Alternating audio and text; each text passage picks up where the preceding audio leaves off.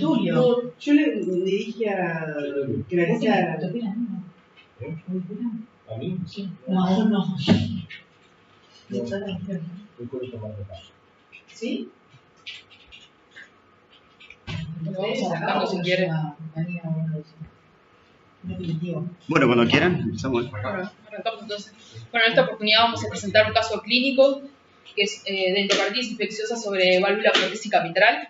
Empezamos con la historia clínica del paciente, con la ficha patronímica, un sexo masculino de 65 años procedente de Paysandú, que como antecedentes personales presentaba una cardiopatía isquémico hipertensiva en fase dilatada, ex-tabaquista, constitución valvular mitral protésica mecánica por rotura de cuerda tendinosa en 2004, una FA crónica, dislipémico, hiperuricémico, que como antecedente de la enfermedad actual presentó el 4 de abril de este año un traumatismo coxofemoral izquierdo, en el cual se le hizo tratamiento sintomático ambulatorio.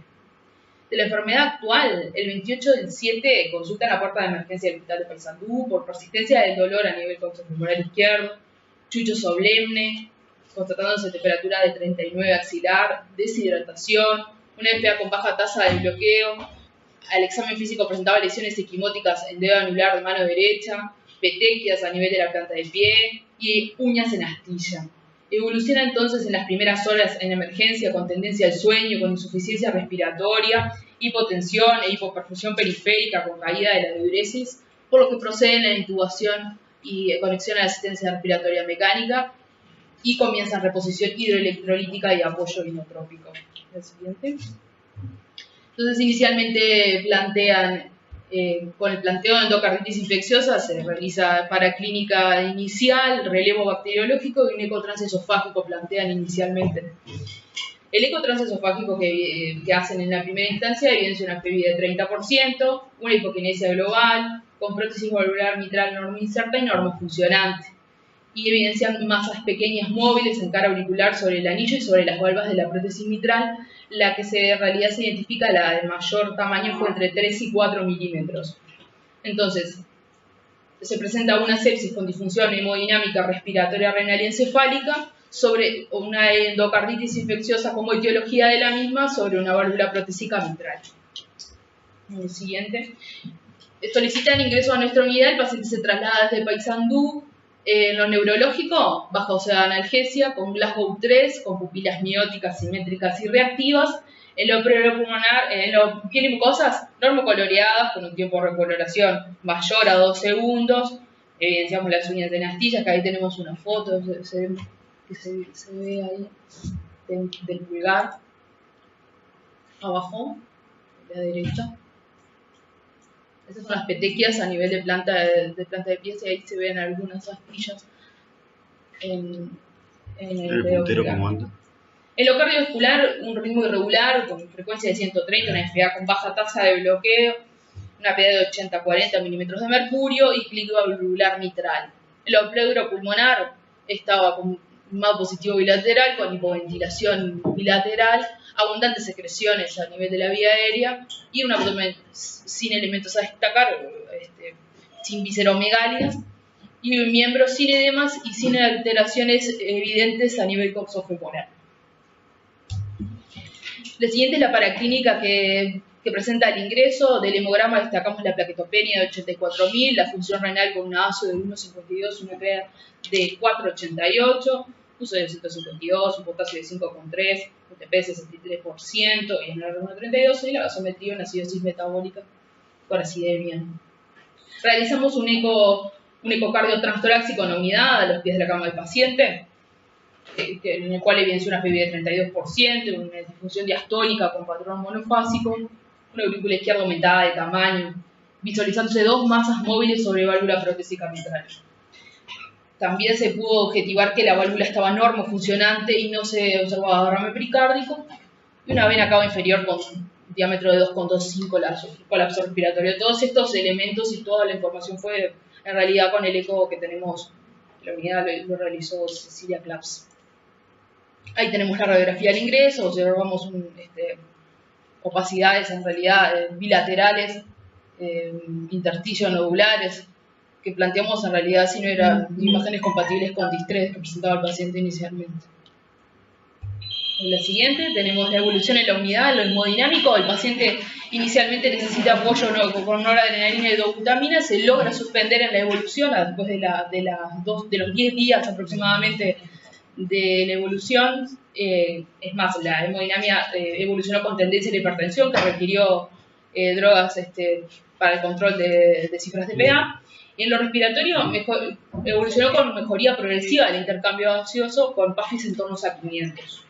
En lo renal requirió terapia de reemplazo renal, evolucionó en oligoanuria, y ahí tenemos en realidad los registros de CREA desde el ingreso. Tenemos la CREA del ingreso prácticamente en torno a 7, que fue después de los episodios de terapia de reemplazo, ha caído la CREA, lo vemos hasta 4, caída en realidad de la CREA, se evidencia en ese gráfico. En lo infeccioso evoluciona sin fiebre, con un plan antibiótico en las primeras 24 horas en base a ceftriaxona banco. A las 48 horas aproximadamente nos informan desde el laboratorio de Paysandú que en 13 hemocultivos de 3 desarrollan el Staphylococcus aureus ampicilina sensible. Entonces se rota el plan antibiótico según las guías a rifampicina, cefazolina, genta. Eso fue en la primera flecha que vemos abajo, que fue entre el 1 y el 2 de agosto.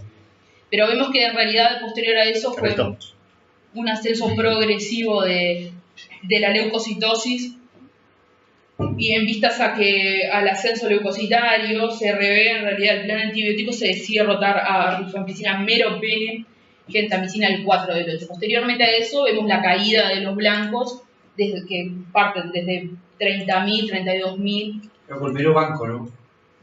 Rifampicina, mero banco. Ese fue el último, que es la última flecha, que ahí fue el último cambio de antibiótico, que se le pone meropenem. Le agrega meropenem, se le suspende la cefazolina. Ahí está, y ahí después vemos la caída de los blancos. Todo esto evolucionando en la epilexia del paciente. De la siguiente, en cuanto a lo neurológico, bueno, el paciente inicialmente se presentó con pseudoanalgesia por la inestabilidad hemodinámica y respiratoria inicial, pero después se logra suspender la pseudoanalgesia, pero presentó un Glasgow 3 mantenido.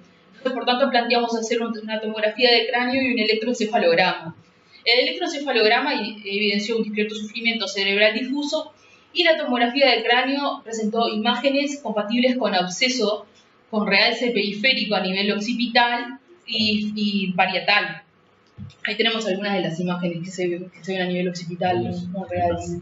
Entonces, en el contexto de una endocarditis infecciosa con este tipo de imágenes, el planteo serían abscesos cerebrales, ¿no?, como complicación de la misma. Tuvimos la oportunidad, el paciente en realidad estuvo en oportunidad de traslado para realizar el resto la tomografía que se hizo en ese contexto cráneo, tórax, abdomen y pelvis, que fueron unos cuantos días después del ingreso, y nada, de las imágenes de abdomen, lo que vemos son imágenes compatibles con infarto esplénico y renal. Ahí se ven en el vaso elementos de imágenes como isquémicas. Y después también se vio la fractura multifragmentaria a nivel del hueso ilíaco izquierdo, con una alteración. Se ve abajo, ¿no? Abajo a la derecha se ve la del riñón. La del riñón, sí. El riñón derecho, decía. El riñón izquierdo. Izquierdo. Ahí en realidad, yo no puse las imágenes de pelvis, pero sí se veía, para que no quedara tan extenso, pero se veía como una alteración del cotilo y un hematoma evolucionado, pero no habían elementos de colección, digamos. Sí. Bueno, entonces, quisimos poner una definición y la importancia del tema. La endocarditis infecciosa es la infección de las estructuras cardiovasculares del endocardio, tanto de la válvula valvular, ventricular o auricular, incluyendo las endocarditis de grandes vasos y los dispositivos intracardíacos. La incidencia aumenta con la edad y hay muchos estudios que eso lo avalan, y en pacientes críticos en general también son una población que en realidad es de riesgo y es una patología que hay que tener en cuenta. También ahí aparecen los posoperatorios de cirugía cardíaca como otra población de riesgo a tener en cuenta, y más en nuestras unidades. Alta morbimortalidad intrahospitalaria con elevados costos, y bueno, y hay algunos datos que dicen que la incidencia en Uruguay son de 30 a 180 casos al año. Este es un artículo de la Fundación Favaloro de Buenos Aires. Esto en realidad es del 2008. Ellos en realidad lo que hicieron fue relevar un estudio que se realizó en el año 92 y 93, que se llamó EIRA 1 y EIRA 2, que en realidad fueron estudios multicéntricos, un estudio observacional y descriptivo que hicieron los argentinos. En realidad EIRA es porque es endocarditis infecciosa en la República Argentina. Ellos relevaron 33 centros inicialmente, con 294 episodios, de los cuales tuvieron endocarditis definitiva el 75% de los casos. Y en la segunda instancia del estudio fue el EIRA 2 entre el 2001 y el 2002, que lograron relevar en más centros, 82 centros relevaron con 470 casos, episodios, de los cuales el 83% tuvieron, según los criterios de Duke, una endocarditis infecciosa definitiva. Esto es lo que evidencian de sus poblaciones y de relevamiento de datos, es que aumenta la incidencia de endocarditis infecciosa protésica. Inicialmente en el EIRA 1 se vio un 8.5% y en el EIRA 2 ellos evidenciaron un 19.2% de los pacientes que presentaron endocarditis.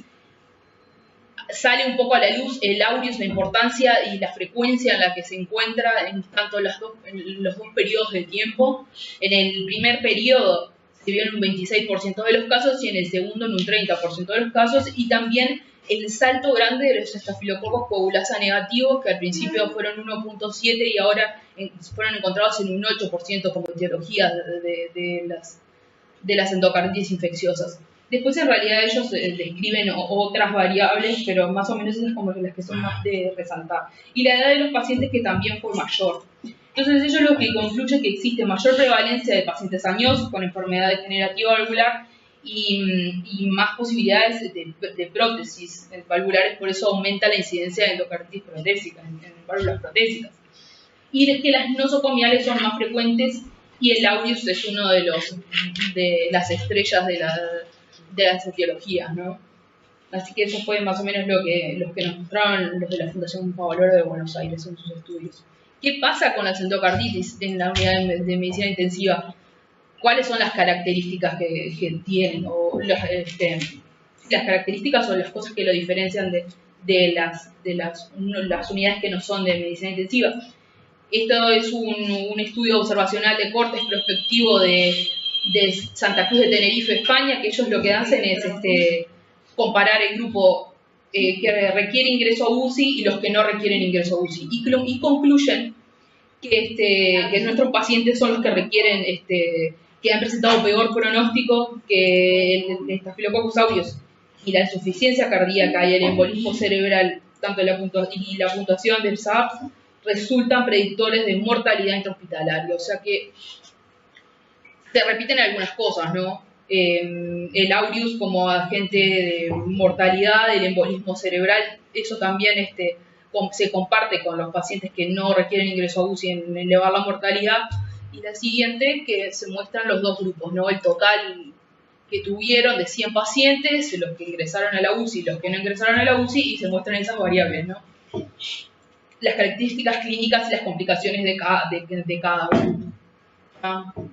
En realidad comparan ahí los que tuvieron bastante equiparable. Las insuficiencias cardíacas congestivas se encontraron en los dos subgrupos. La insuficiencia renal también se compartió entre los dos subgrupos, y la cirugía también se compartió en realidad.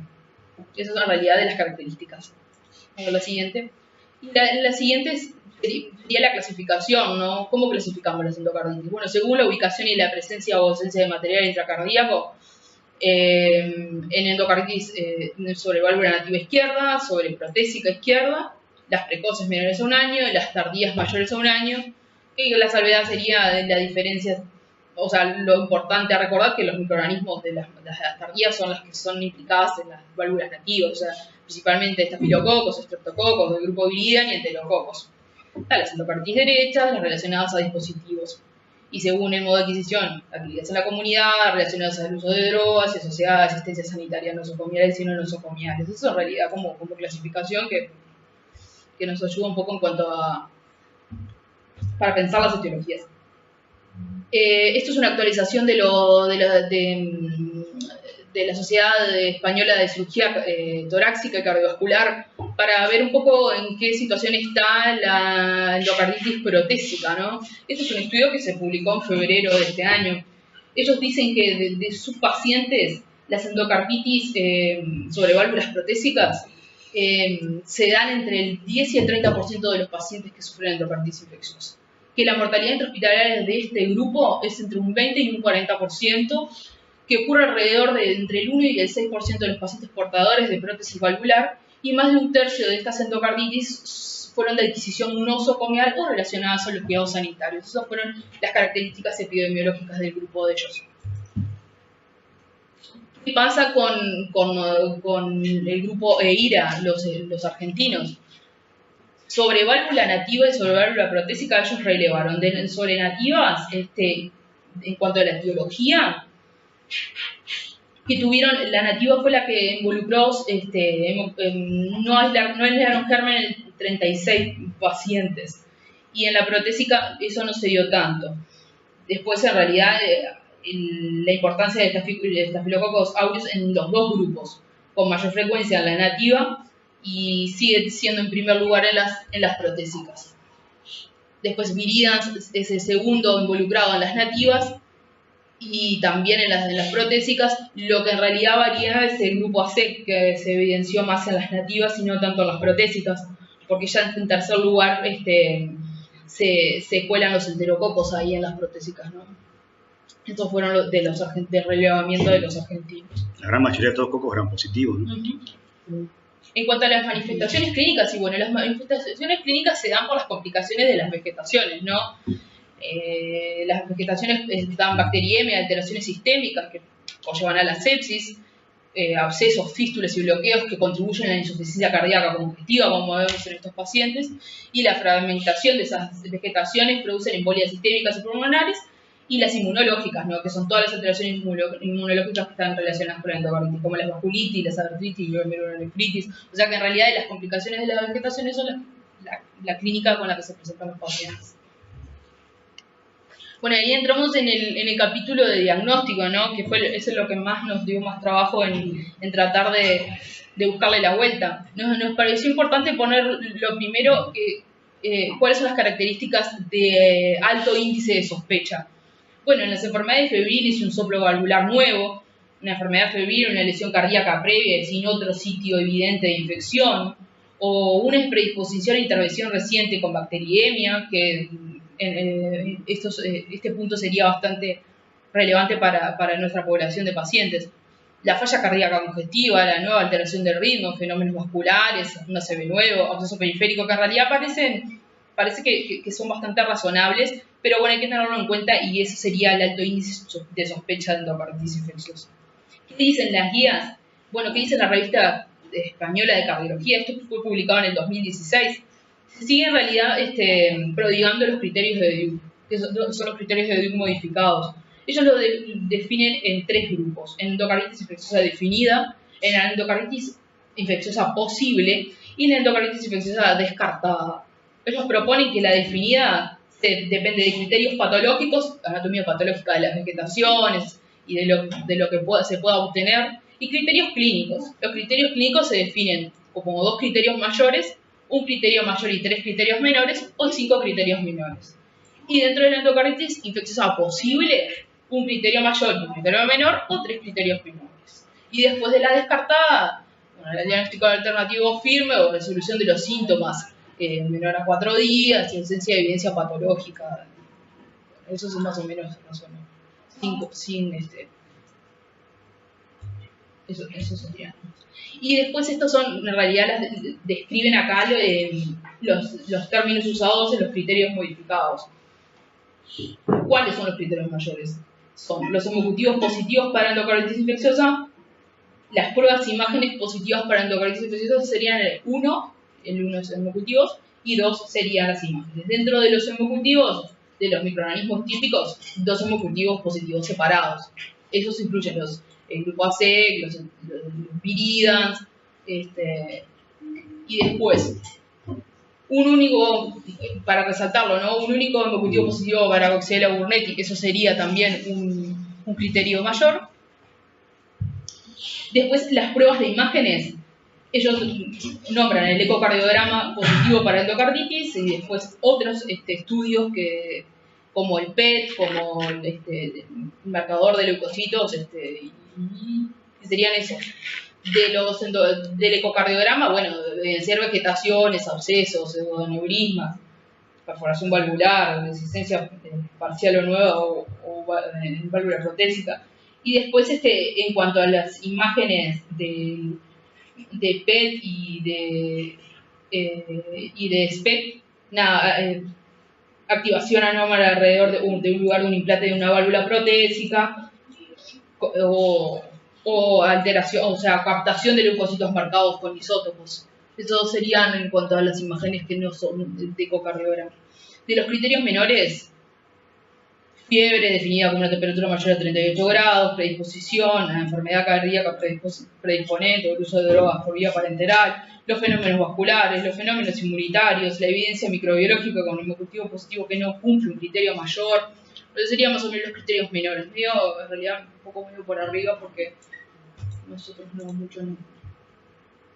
Entonces ellos plantean, cuando en sospecha de endocarditis infecciosa, bueno, los criterios de Duke modificados, tenemos una endocarditis definitiva o una posible o que es descartada pero con alto grado de sospecha o es descartada con bajo grado de sospecha. Bueno, y ahí entran en juego sobre válvula nativa y protésica. Bueno, entran en juego el eco transtorácico, el eco transesofágico y explorar complicaciones embólicas que también eso pueden aportar criterios menores que ayuden al diagnóstico de endocarditis definitiva. Y bueno, y en las válvulas protésicas aparece el uso del PET y el SPECT y también de otras imágenes que puedan ayudar a agregar criterios menores y explorar complicaciones embólicas. A ver la siguiente. Y bueno, y en realidad el algoritmo del eco transtorácico es como un poco ahí, ya sabemos que vamos a terminar haciendo un eco transesofágico, tanto en ecos transtorácicos positivos como negativos. El eco transesofágico, si ese fuera positivo, agrega información adicional y contribuye en el diagnóstico. O sea que en realidad este algoritmo para nosotros no nos aporta muchas cosas. El siguiente es un estudio que evidencia la sensibilidad y la especificidad del uso del eco transtorácico y del transesofágico. En realidad se ve que la sensibilidad es muchísimo mayor. En rojo está el eco transesofágico y en amarillo el transtorácico. La sensibilidad es el doble para el eco transesofágico y la especificidad es bastante equiparable. En la siguiente era lo que decíamos anteriormente. La realización del eco transesofágico en pacientes con endocarditis infecciosa confirma y agrega más información en la aportada por el eco transtorácico en más de un 70% de los casos. Ellos tomaron 136 casos estudiados. Eso es argentino también. Entonces, el eco transesofágico como conclusión y como un poco resumen, y bueno, y aumenta la sensibilidad y la especificidad para el diagnóstico de endocarditis infecciosa. Es de importancia en nuestros pacientes porque, bueno, nosotros con el eco transtorácico puede ser que tengamos mala ventana, entonces la sensibilidad va a ser menor, así que el uso del eco transesofágico va a ser muy importante en la unidad. Es importante para el eco transtorácico que se sospechan falsos positivos y negativos, y cuando el eco transtorácico es subóptimo, que es lo que nos puede pasar con nuestros pacientes, y cuando hay vegetaciones pequeñas que en realidad también baja la sensibilidad del transtorácico. Entonces el esofágico agrega más especificidad y sensibilidad. Ese es del estudio de Cortex que veíamos hoy, que también ahí es de las características de los pacientes de la unidad y los que no son de la unidad. Se evidenció la presencia de endocarditis aórtica y mitral con más frecuencia que en los que no son de la unidad, y las protésicas en realidad muestran que fueron encontrados más fuera de la unidad. Insuficiencia valvular, también los que no estuvieron implicados en la unidad, Y bueno, y eso más o menos es un comparativo de las localizaciones y las características diferenciales que tuvieron ellos por ecocardiografía. No especifica en realidad, pero ellos usaron el transtorácico inicialmente para este estudio, así que queda un poco medio... Otros estudios de imagenológicos que se utilizan. Bueno, la tomografía multicorte es de gran utilidad para detectar abscesos y pseudoneurismas, con una precisión diagnóstica similar al transesofágico. Es de gran utilidad para determinar el grado de extensión perivalvular y la anatomía del pseudoneurisma. En la endocarditis aórtica es de gran utilidad para la planificación quirúrgica.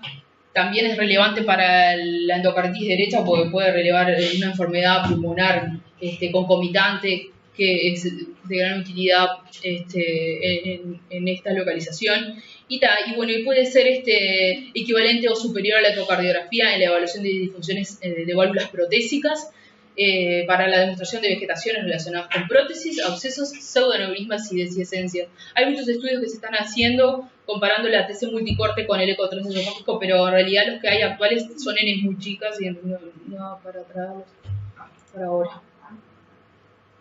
La resonancia, bueno, la resonancia lo que se centra es en detectar las complicaciones cerebrales fundamentalmente, o sea, con el objetivo de buscar criterios menores que hagan modificar el diagnóstico. Como dice ahí por ahí abajo, hay estudios que utilizaron resonancia estandarizadamente en sus pacientes y encontraron que les cambiaron el diagnóstico de endocarditis infecciosa en un 25% de los pacientes que no tenían inicialmente un diagnóstico definitivo de endocarditis, lo que permitió un diagnóstico precoz. Eso me pareció que fue bastante... Fue como... Sí. Y bueno, y en pacientes que no tenían alteraciones neurológicas, en ese mismo grupo que lo usaban estandarizadamente, encontraron alteraciones en la resonancia entre un 60 y un 80% de los pacientes. O sea que habría que considerar nuevos estudios a ver qué arrojan, ¿no? Respecto al SPEC y los leucocitos marcados radioactivos, de relevancia entonces la reducción de la tasa de endocarditis mal diagnosticadas, ese grupo de endocarditis posibles que según los criterios que lo que hacen en realidad es aportar información sobre los émbolos sépticos. El problema es que se detectan con frecuencia los émbolos sépticos, pero los menores a 5 milímetros no los detecta el umbral del PET, entonces se pierde mucha información, hay limitaciones en el uso de los leucocitos marcados. Y hay que tener cuidado en interpretar los resultados, porque en la cirugía cardíaca hay captación de estos leucocitos y en realidad no es específica en el posoperatorio inmediato, o sea que en realidad la utilidad en el posoperatorio inmediato de cirugía cardíaca pierden bastante valor, pierden sensibilidad, pierden especificidad en realidad, son muy sensibles pero poco específicos en este grupo de pacientes. Y después hay condiciones patológicas que también simulan una captación de estos leucocitos marcados, que son por ejemplo los tumores primarios de cardíacos o las metástasis cardíacas o reacciones a cuerpo extraño, y las inflamaciones postquirúrgicas también dan captación de estos leucocitos, o sea que en realidad la especificidad es la que estaba en juego. En realidad la sensibilidad es muy alta, pero había que saber interpretar bien los resultados. Y lo malo, bueno, es eso, ¿no? Que las captaciones, los émbolos menores a 5 milímetros, no tenemos la resolución espacial para verlos en el PET. Actualmente, ¿no? Capaz que en unos años se pueden llegar a ver. Ahí hay en realidad una imagen a colación de lo que es los leucocitos marcados y los radioisótopos. Son bastante pintorescas, muy, muy descriptivas, se ven brillantes ahí. La captación de problemas perivalvulares. Está linda la imagen. Muy bien, la siguiente. Bueno, y entonces, ¿cuáles son los criterios de ingreso a CTI? Bueno, eso más o menos siempre tenemos el mismo concepto, ¿no? Bueno, la sepsis, el shock séptico, la insuficiencia cardíaca severa, el shock cardiogénico, episodios embólicos, tanto cerebrales como sistémicos, tienen criterios de ingreso a CTI. ¿Cuáles son los predictores entonces de mortalidad? Los independientes es que el agente etiológico involucrado es el Staphylococcus aureus. Este sigue siendo uno de los principales. La insuficiencia cardíaca es un predictor independiente de mortalidad y el embolismo cerebral. Esos serían como los tres principales, ¿no? Eso también es sacado de la Universidad de España. En cuanto a los factores asociados a aumento de las tasas de recaída, bueno, el tratamiento antibiótico inadecuado, tanto en fármaco, dosis como en duración. Los microorganismos resistentes que nos traen más problemas, Legionela, Brucella, la Bartonella, la Coxiella burnetii y los hongos serían como los agentes que nos complican más la cuestión. El micoplasma. Las infecciones polimicrobianas en los adictos a drogas parenterales y el tratamiento antimicrobiano empírico para hemocultivos negativos per se también es un factor asociado a aumento de las tasas de recaída. La extensión perianular, sobreválvula protésica y focos de infección metastásicos persistentes, o sea, las colecciones, los abscesos, también son factores asociados a aumentos de las tasas de recaída, entre otros, ¿no? Entonces, el tratamiento de estos pacientes es multidisciplinario, es médico-quirúrgico, es de fisiopatología del sostén, de las funciones en falla, y bueno, identificación y tratamiento de los focos, y bueno, tenemos que contar con el equipo multidisciplinario, intensivista, cirujano, cardíaco y el infectólogo, ¿no?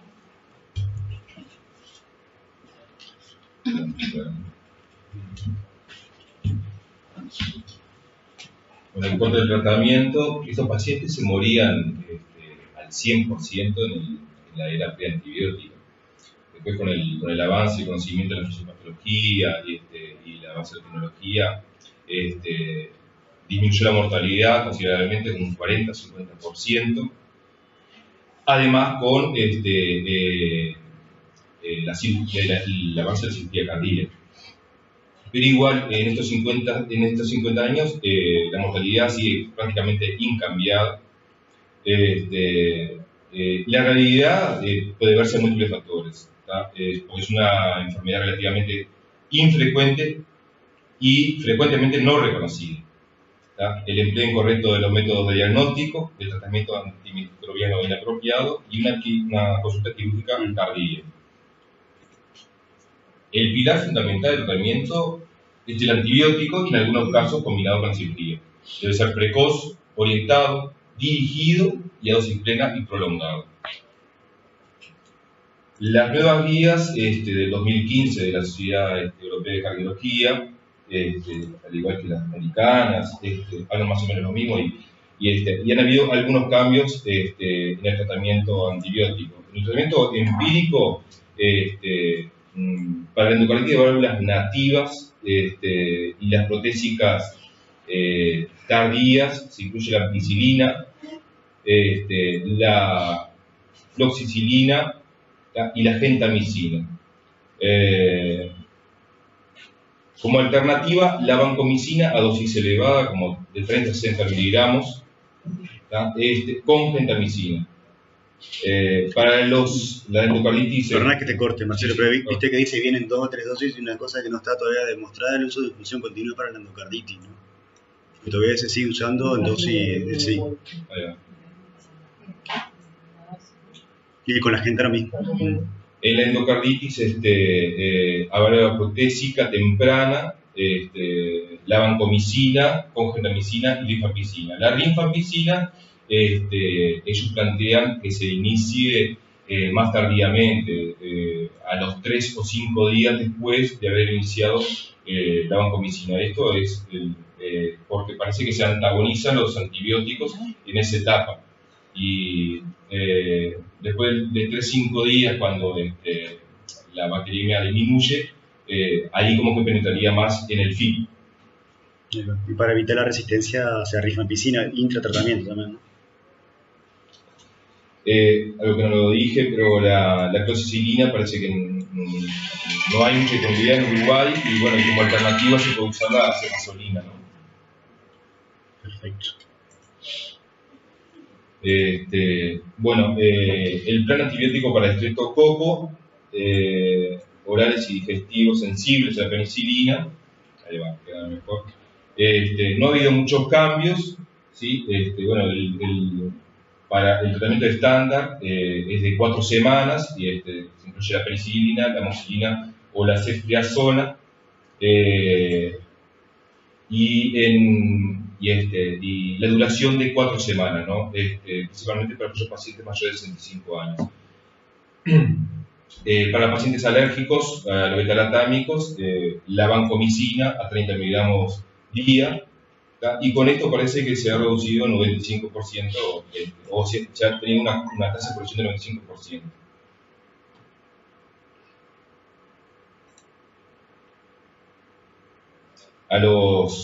Aquellos que son resistentes a la penicilina con un SIM entre 0,250 y 2, se recomienda un tratamiento de 6 semanas, ¿tá?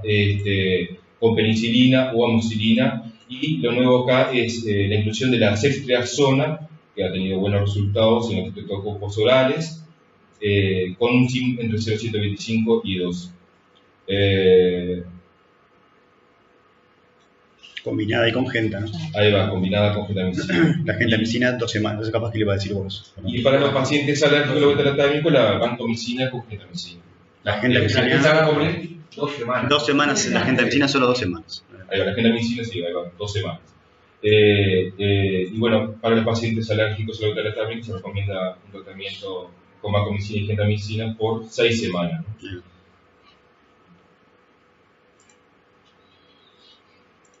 El tratamiento antibiótico para los estafilococos, que le ve el asunto, ya que da mucho más complicaciones. Para las nativas, no lo recomiendan los aminoglucósidos, porque aumenta la toxicidad renal. ¿Tá? Y en los pacientes alérgicos a la penicilina, ellos recomiendan una desensibilización a la penicilina, cuando el paciente ya esté estable.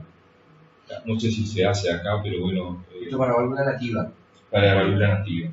El tratamiento debe ser entre 4 y 6 semanas para los sensibles a la meticilina. Se incluye la fluoxetilina y la oxacilina, y como alternativo el Bactrim y la clinda. Para los pacientes alérgicos o resistentes a la meticilina, la vancomicina. ¿Tá? Y se recomienda un tratamiento prolongado de 6 semanas. En las válvulas protésicas, para el Staphylococcus sensible a meticilina, el tratamiento sería la fluoxetilina con rifampicina y gentamicina. La gentamicina por 2 semanas y los otros por 6 semanas o más. Y igual que el anterior, la rifampicina se propone que se le realice 3 a 5 días posterior a que descienda la bacteriemia, ¿no? En los pacientes alérgicos a la penicilina y resistentes a la penicilina, bueno, la recomendación es vancomicina con rifampicina y gentamicina. Y también, bueno, se recomienda la rifampicina comenzar los 3 a 5 días posteriores, ¿no?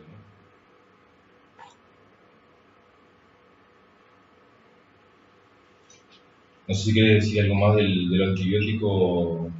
No, de la rifampicina, eso que comentaste tú, y lo que nos llamaba siempre la atención, que en las últimas guías ya lo pone incluso, aparte que no recomendarlo, lo pone como clase 3, para válvula nativa, a estafilo la gentamicina, cosa que no lo pone para la válvula protésica, ¿no? O sea que la gentamicina sería contraindicado para la endocarditis aureus de válvula nativa. No, incluso las guías más viejas, la británica creo que es 2012, y lo pone como tratamiento de alternativa. Y la justificación que pone que los riesgos no mejora el tratamiento, no le agrega nada, y agrega nefrotoxicidad. No, así incluso justifica que esté mostrado in vitro una opción sinérgica con los betalactámicos y la gentamicina, que ya todos sabemos. Incluso lo pone igual de todas maneras, a pesar de eso lo pone como clase 3. Es una cosa bastante novedosa, esa a mí me llama bastante la atención. En cuanto al tratamiento quirúrgico, se recomienda realizar una consulta temprana con el cirujano cardíaco para terminar la estrategia terapéutica. En algunos casos se tiene que realizar una cirugía de emergencia, la primera 24 horas, o de urgencia en pocos días, menos de 7 días, independientemente del tratamiento antibiótico. Las 3 indicaciones principales para cirugía son la insuficiencia cardíaca, la infección incontrolada y la prevención de complicaciones embólicas. La insuficiencia cardíaca es la complicación más frecuente y una de las más graves, salvo aquellas comorbilidades importantes. Es una indicación para cirugías precoz tanto en la nativa como en la protésica, incluso para pacientes en shock cardiogénico. Eso es como novedoso, ¿no? Bueno, eso es lo de siempre, la indicación es clarísima, pero el tema es la oportunidad, ¿no? Claro, nosotros cuando el paciente estaba en shock, hablamos con el cirujano cardíaco y bueno, negativo, ¿no?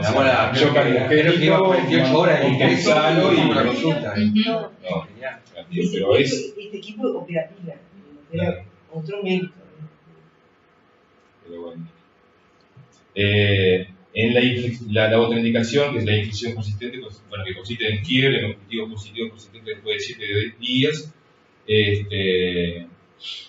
La extensión perivalvular es la causa más frecuente de infección y se asocia a mal pronóstico y alta probabilidad de cirugía. El acceso perivalvular es más habitual en la endocarditis aórtica, y más probable en las protésicas, en un 56-100%. Se sospecha una extensión perivalvular en casos de fiebre persistente de causa desconocida o bloqueo auriculoventricular de nueva aparición. Se debe conseguir una cirugía cuando el cultivo siga en positivo después de 3 días de terapia antibiótica y después de incluir otra causa de motivo persistente. La otra de las complicaciones, que son las embolias, bueno, el cerebro y el vaso son las ubicaciones más frecuentes de pulsación de endocarditis izquierda, mientras que la pulmonar es válvula nativa derecha o portal de marcapaso. La embolia es muy frecuente, entre un 20 y 50%, pero cae, eso es bueno, a un 6,21 tras iniciar el tratamiento antibiótico. El riesgo máximo es durante las primeras 2 semanas. La decisión de operar precozmente para prevenir episodios embólicos es muy difícil y específica para cada paciente. Los factores determinantes son el tamaño, la movilidad de la vegetación, los episodios embólicos previos, el tipo de microorganismo, y la duración del tratamiento antibiótico. Como criterio, los pacientes con vegetaciones más de 10 milímetros de longitud tienen mayor riesgo de embolia, y este riesgo todavía es mayor cuando supera los 15 milímetros. Sobre todo si es una endocarditis estafilococo y que afecta la mitad. Justito. Bueno, esto más o menos lo mismo de lo anterior. La indicación es el momento de la cirugía de la endocarditis infecciosa de izquierda. Acá habla, bueno, el momento, si es de emergencia o urgente. Como emergencia, la infección, la insuficiencia cardíaca, tanto la nativa, la protésica, aórtica o mitral,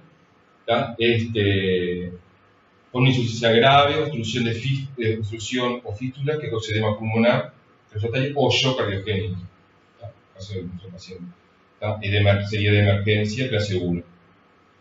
1B. La siguiente, con insuficiencia aguda grave, obstrucción que causa síndrome de insuficiencia cardíaca o signos psicográficos de mala tolerancia hemodinámica, que sería urgente, clase 1B. Bien, en la infección incontrolada, bueno, además son todas urgente o momentos urgentes. La única emergencia sería la primera en la insuficiencia cardíaca, ¿no? La infección incontrolada, bueno, la infección localmente incontrolada, como el acceso, el cerebrismo, fístula, vegetación grande, o infección causada por los microorganismos multiresistentes. ¿Sí? Para la prevención, en la prevención de las embolias, en la nativa o en la protésica, con vegetaciones persistentes mayor a 10 milímetros después de 1 o más episodios embólicos, es el tratamiento antibiótico adecuado. Las demás son todas de clase 2A, B. Claro, los pacientes que vemos nosotros en sepsis, a veces queda la duda de si la insuficiencia cardíaca es por un shock séptico o difusión del aparato valvular. O la indicación de insuficiencia cardíaca de emergencia es por difusión del aparato valvular secundario a la endocarditis. Ahí va. Bueno, para el manejo de las complicaciones neurológicas de la endocarditis infecciosa, las complicaciones neurológicas sintomáticas se presentan una frecuencia entre el 15 y 30%, y tiene lugar antes o en el momento del diagnóstico de endocarditis. Se asocia frecuentemente a Staphylococcus aureus y a fenómenos embólicos, así como la longitud y la movilidad de la respiración. Requieren siempre una estrategia combinada médica y quirúrgica, y el intervalo óptimo es discrepante. Los datos recientes están a favor de una cirugía precoz. La hemorragia intracraneal, se recomienda una cirugía cardíaca sin demora cuando esté indicada después de una embolia silente o un accidente isquémico transitorio y es de clase 1B. Una neurocirugía o tratamiento endovascular para aneurismas infecciosos intracraneales muy grandes que estén en aumento o que se hayan roto, y también es de clase 1, pero de nivel C. En la hemorragia intracraneal la cirugía debe posponerse durante al menos un mes, pero hay algunos datos que dicen que podría hacerse antes de las 2 semanas. Sí. Y en los aneurismas micóticos infecciosos la terapéutica es el tratamiento antibiótico, pero si son voluminosos y sintomáticos se recomienda una neurocirugía o tratamiento endovascular. Otras complicaciones son los infartos esplénicos, que son frecuentes y a menudo asintomáticos. La fiebre persistente o recurrente, el dolor abdominal, puede indicar la presencia de estas complicaciones como sesos esplénicos o sepultura. El tratamiento consiste en régimen antibióticos adecuados, pero se puede considerar la esplenectomía en los excesos grandes que responden mal al tratamiento antibiótico. Y otra, las alteraciones de la conducción son las complicaciones infrecuentes, se encuentran entre 1 y 15% de los casos, y su presencia asocia a peor pronóstico y mayor mortalidad. Bueno. Ha sido claro. Acá Julio decía que acá se puede hacer la tomografía multicorte. Bien. Ya es realmente es un software nuevo, un aparato nuevo que trajeron que se puede hacer. Lo que se puede, lo que hay que llamar y coordinar, no lo hacen, claro, creo que son los lunes que lo hacen nada más, porque tiene gente de afuera a y si entonces coronaria también se puede hacer. Sí. Como que hacen la cardíaca, Claro, ahí va. Bueno, muy buena el resumen que hicieron los compañeros. Es un tema, Es muy largo. es un tema largo. Y una cosa nomás que le iba a agregar, porque lo estuve leyendo ayer, lo estuve revisando, que es complicado como nosotros monitorizamos el tratamiento antibiótico, el tratamiento en general, si viene siendo efectivo. Y justo es una bacteriemia, porque hay muchos especialistas siempre involucrados en este tema, la endocarditis. Tienes a los infectólogos, los cardiólogos, los intensivistas y hasta los internistas siempre están involucrados en endocarditis, y todos escriben muchas cosas. Los infectólogos, el tema de sobre todo, si encarándolo como una bacteriemia, Staphylococcus aureus, una cosa que nosotros habitualmente no hacemos, que hay que monitorizar el tratamiento. Lo esperable, si un tratamiento viene siendo efectivo con una bacteriemia aureus, que a los 2 días el cultivo tiene que venir estéril. Y lo que les comentaba a los chiquilines hoy, exacto, nosotros tenemos la bacteriemia índice y después la bacteriemia de brecha, como dice Gabriela, que a partir de esa bacteriemia de brecha es cuando se empieza a contar el día 0 o el día 1, como que de tratamiento. Siempre con el estafilo se tienen ciertas excepciones. También les comentaba, es uno de los pocos gérmenes que yo me acuerdo, por lo menos, que se trata la colonización del catéter, ¿no? Entonces nosotros tenemos un catéter colonizado por un Staphylococcus aureus, se hace un tratamiento corto, pero de 5 a 7 días.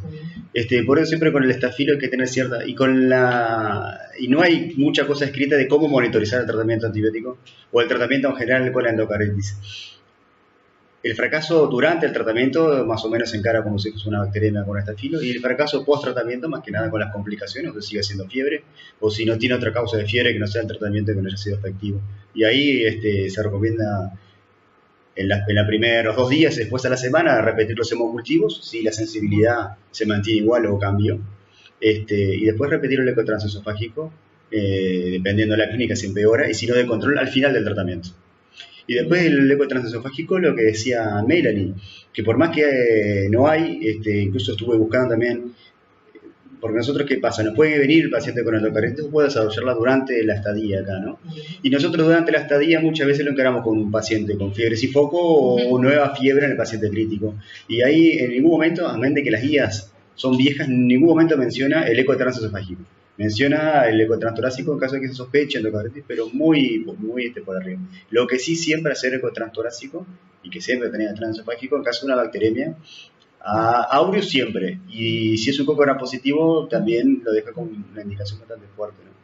Por eso el encargue del paciente de endocarditis, que lo vemos nosotros grave, o puede ser esa, o que la desarrolle en la unidad, que lo hemos visto muchas veces, o que venga con fiebre de origen desconocido, y nosotros tenemos que buscar el foco y termina siendo una endocarditis, o venga con una sepsis endocárdica, pero me parece que la base habitual son las dos primeras, ya que venga con diagnóstico de endocarditis ya establecido y todo, ¿no? Vos sabés, es un tema donde hay que, como decían acá Marcelo y Mirene, que hay que involucrar al resto de los especialistas. A los infectólogos para guiarnos con el tratamiento, a los cirujanos cardíacos y a los bueno, nosotros, ¿no? Acá en la cirugía cardíaca, el médico decía suplementario de la gentamicina, y el equipo anterior le hacía cada 8 horas, y la infectóloga una vez le preguntaron por qué no lo hacía en dosis única, y que en realidad no había nada.